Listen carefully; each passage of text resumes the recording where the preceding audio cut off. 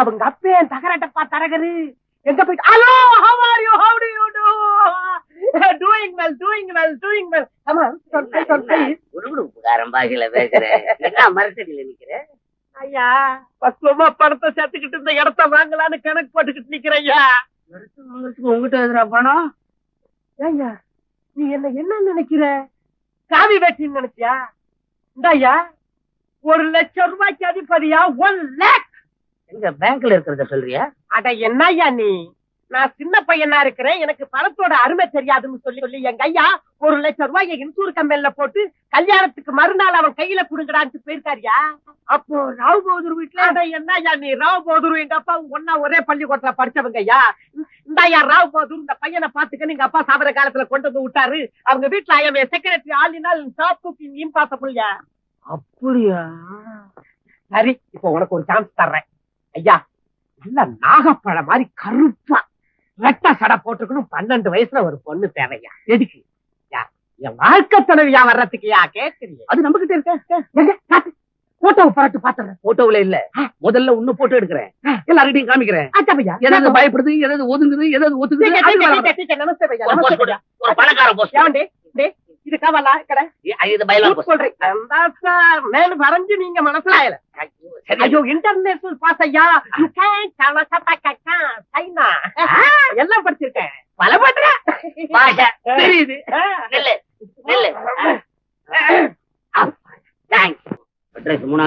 ஆமா ஆமா ஐயா ஐயா அந்த கடையில ஒரு பொண்ணு அடிச்ச அது பேர் என்ன கற்பனா கற்பனமா கற்பனா கற்பகமா ஆமா வயசு என்ன சொல்லுங்க இல்லையா வயசு தானே 16 ஆமா வயசான வயசு உங்க வீட்டுல ஏதாவது கல்யாணம் ஆகாத பொண்ணுங்க இருக்கா எங்க பொண்ணை பத்தி நீங்க ஒண்ணும் கவலைப்பட வேண்டாம்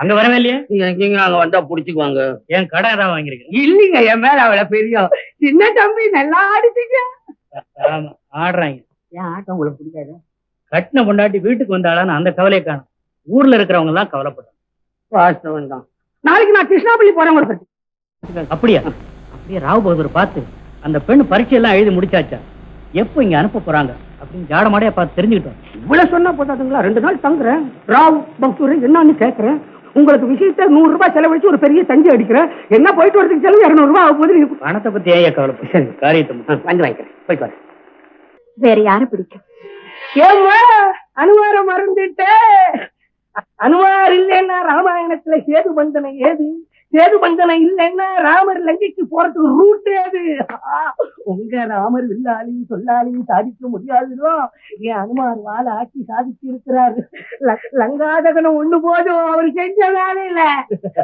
உண்மைதான் பொண்ணு எப்படி உங்களுக்கு பிடிச்சிருக்கு சரி உங்க தம்பிக்கு எப்படி ஜோடி சரிதானே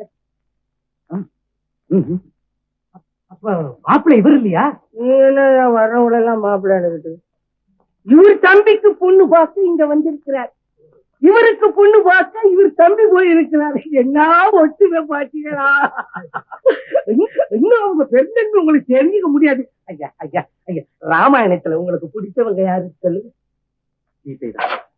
சீதையா லட்சுமணன்னு சொல்லுவீங்கன்னு பார்த்தா உங்க பெருந்தன்மை அவங்களுக்கு எடுத்து காமிக்கலான்னு நீங்க ராவணன் டைப்ல சொல்றீங்க இல்லை ராமாயணத்தின் ஈடு இணையற்ற தலைவி அது பெரிய மனுஷால் சொல்லும் போது நாம என்ன கொடுக்க பேச முடியும் ஆனா அந்த சீதைக்கு இந்த சீதைக்கு வித்தியாசம் ஒண்ணு அதிகம் இல்லைங்க அந்த சீதையை கல்யாணம் பண்ணிக்கிறதுக்கு வில்ல ஓடிட்டாங்க இந்த சீதையை கல்யாணம் பண்ணிக்கிறதுக்கு பல்லையும் உடைக்க வேணாம் வில்லையும் உடைக்க வேணாம்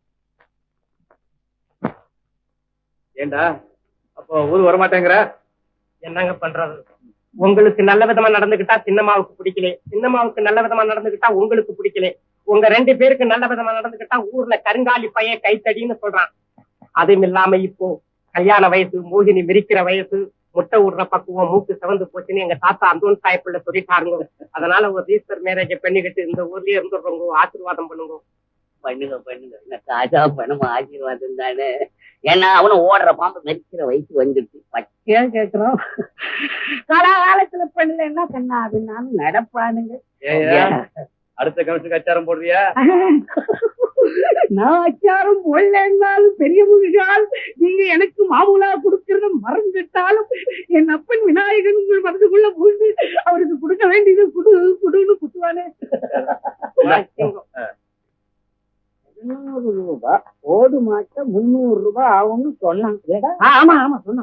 அதே இந்த பணத்தை வச்சு முன் பக்கம் ஓட்ட மாத்திக்கங்க ஐயா. ஐயாவுக்கு பேரம் பிறந்த உடனே அதை சொல்லி பின்னால புரட்டிக்கலாம்.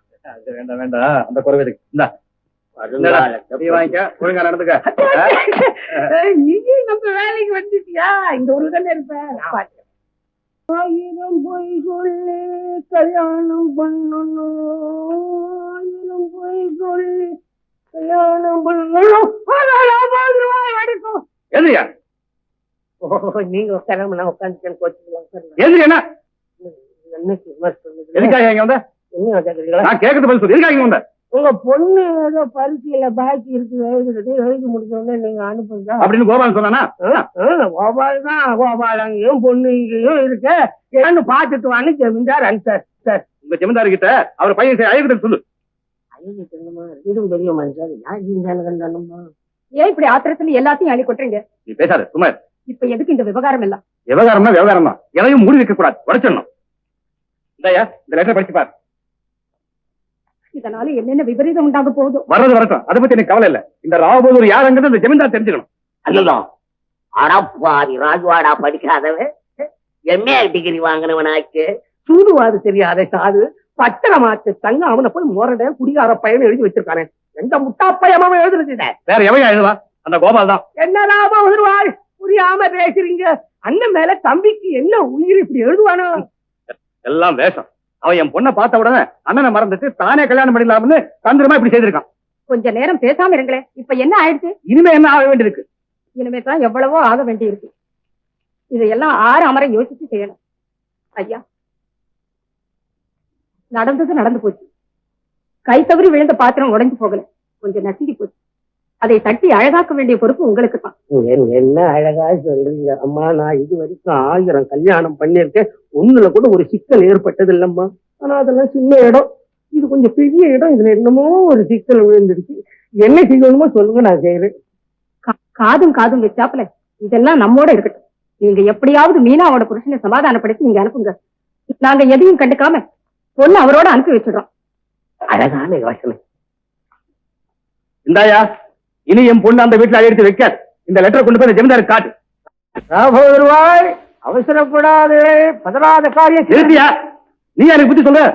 பார், இந்த லெட்டரை கொண்டு போய் ஜமீன்தாருக்கு காட்டாம ஏதாவது பித்தலாட்டம் பண்ண உன்னை கட்டி போட்டு உடிச்சு விடும் பார். குடும்பத்துல உண்டாகிற கோளாறுக்கு நம்மள கட்டி போடுறேன்றாரு. இது என்ன அக்கா? இப்படி மொட்டை கடதாசி எழுதுற துரோகிகளும் உலகத்துல இருக்காங்க. இந்த மாதிரி ஆளுங்கதாமா நாட்டிலே போய் எக்கச்சக்கமா இருக்கிறாங்க. அது யாருன்னு உங்களுக்கு தெரியுமா? நான் எப்படிமா ஒருத்தரை சொல்றது. ஆனா ராவ் பகுதூர் ஒரு ஆளை சொல்றாரு. யாரு? உங்க விரலை கொண்டு உங்க கண்ணை குத்த நான் விரும்பலைங்க. சும்மா விளங்கும்படியா சொல்லியா? சொன்னா உங்களுக்கு வேதனை, சொல்லலைன்னா அண்டா என் மேல பாய்வான். தர்ம சங்கடம் என் வேலை. பரவாயில்ல, தைரியமா சொல்லியா? இந்த மொட்டை கட்டாச்சு எழுதினத உங்க கோவாடா. கோபால் என் பிள்ளையா? இருக்காது, இருக்கவே இருக்காது. இதை நான் நம்பவே மாட்டேன். நானும் தான் நம்பல. ஆனா ராவ் பகதூர் என்ன சொல்றாரு தெரியுமா உங்களுக்கு? கோவால பொண்ணு பார்க்க போன போது அந்த பொண்ணை தானே கட்டிக்கலான்னு முடிவு செஞ்சு இப்படி ராஜு மேல கடிதாசி எழுதி இருக்கிறாராம். இது தெரியாம ராவ் பகதூர் ஏமாந்து போய் பொண்ணை கோவாலனுக்கே கொடுத்துட்டாராம். அப்படியா? இது மட்டுமா? பொண்ணு பார்க்க போன இடத்துல இவர் பெரிய பிஏ படிச்சவர் மாதிரி இஷ்டையில இப்படி நின்று பார்த்தாராம். முதல் நாள் ஏதோ பொண்ணு கிட்ட எக்கச்சக்கமா முரட்டுத்தனமான வார்த்தைகளை விட்டுருப்பார் போல இருக்கு. மருவுக்கு போன இடத்துல தன் புட்டு எங்க வெளியாயிடுமோ சொல்லாமே ஓடியாரு. அதான் இந்த பையன் தனியா வந்துட்டான். கேட்டதுக்கு மீனாவுக்கு பரிச்சைன்னு சொன்னான். இப்பதான் புரியுது. இந்த லெட்டரை பார்த்த பிறகுதான் ராஜு வேண்டாம்னு கோபாலைய மாப்பிள்ளையாக்கிக்க ராவ் பகதூர் தீர்மானம் பண்ணிருக்காரு. இவ்வளவையும் செய்துட்டு ராஜு கல்யாண விஷயத்துல அக்கறை உள்ளவன் மாதிரி நடிச்சு எல்லாரும் ஏமாத்திட்டான அயோக்கிய பையன். அப்படி சொல்லாது. என் வயிற்றுல பிறந்தது ஒரே ஒரு பிள்ளை. அவன் படிக்காதவன் சொல்லுங்க, ஒத்துக்கிறேன். ஆனா அயோக்கியன்னு யார் சொன்னாலும் நான் ஒத்துக்கவே மாட்டேன். எந்த ராஜுவை தன் கூட பிறந்த அண்ணன் போல பாதிச்சு அவன் மேல உயிரையே வச்சிருக்கானோ அந்த ராஜுவை பத்தியா இப்படி எழுதுறான்? கையில கடுதாசி இருக்கு, இதை விட வேற என்ன ஆதாரம் வேணும் உனக்கு? சொல்லுயா. பெரிய மேட்டர், இதுல இன்டர்வியூ நான் பண்ண கூடாது. என் எலும்பை எண்ணிடுவீங்க, எனக்கு ஒரே குழப்பமா இருக்கு. நான் வீட்டுல போய் தூங்குறேன்.